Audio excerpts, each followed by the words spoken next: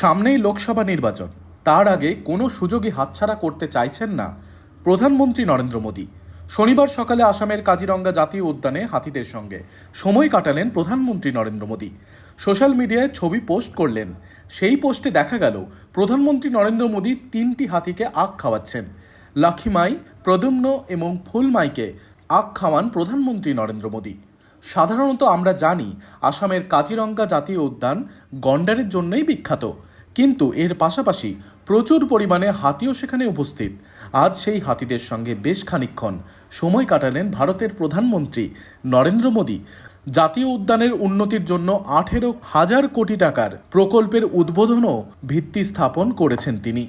আসামের মুখ্যমন্ত্রী হেমন্ত বিশ্ব শর্মা বলেছেন যে প্রধানমন্ত্রী একমাত্র প্রধানমন্ত্রী যিনি সর্বাধিকবার আসামে এসেছেন।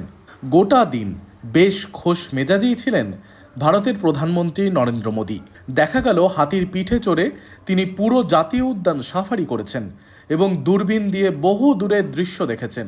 এর পাশাপাশি নিরাপত্তারক্ষীদের সঙ্গে কথা বলেছেন এবং পুরো কাজিরঙ্গা তিনি কখনো পায়ে হেঁটে, কখনো হাতির পিঠে চড়ে নিরীক্ষণ করেছেন।